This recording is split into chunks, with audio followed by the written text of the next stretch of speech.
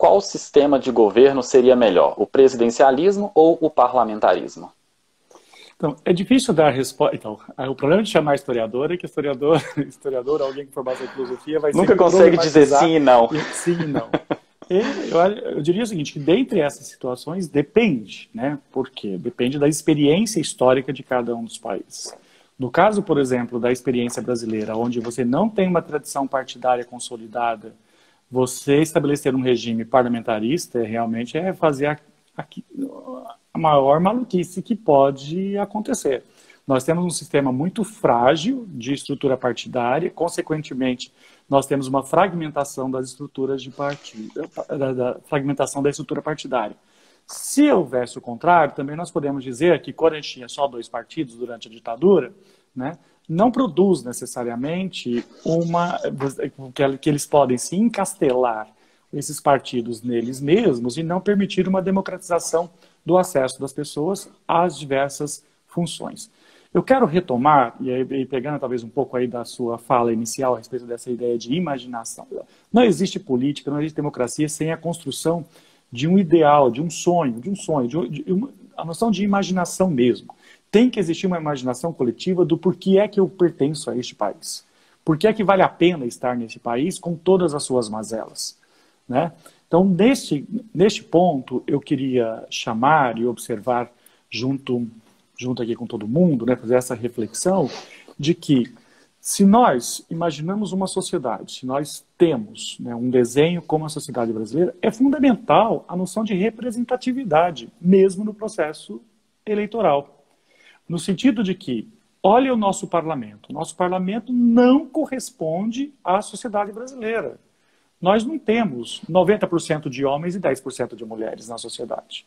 Nós não temos, sei lá quantos por cento, mas deve ter uns 20% ali que é pastor. Nós não temos tantos pastores assim.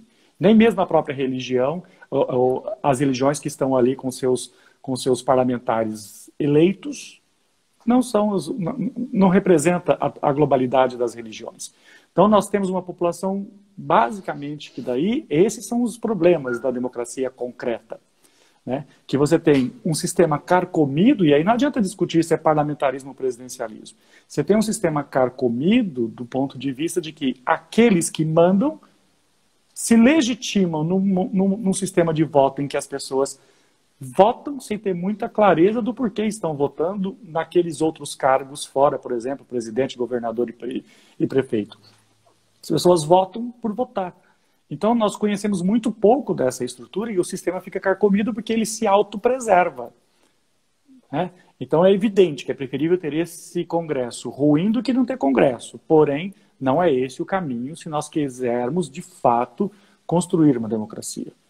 E aí é importante lembrar, né, no Brasil nós temos uma tradição extremamente autoritária, pouco republicana, no sentido de que as pessoas pensam sempre no seu interesse primeiro, né? E isso é um problema que tangencia a gente como sociedade, né? E que isso, obviamente, se reflete nos modelos das lideranças políticas que exercem o poder sobre nós. Então, eu acho que um dos tantos desafios é pensar, ou pelo menos minimamente estruturar-se a partir dessa questão. O Chile acaba de passar por um processo agora que é inédito. Estabelecer, por exemplo, que metade das cadeiras seria para as mulheres, tem a representatividade da população indígena.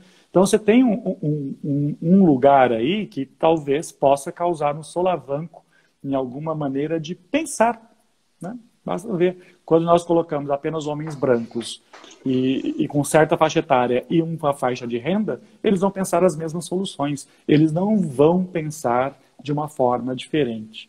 Então, por isso que é importante ter gente jovem, é óbvio que é importante ter gente madura, porque tem uma certa serenidade diante de situações e decisões, né? Mas estou querendo chamar a atenção aqui, porque isso não é muito diferente lá dos conselhos de anciãos que tinha no mundo grego da antiguidade.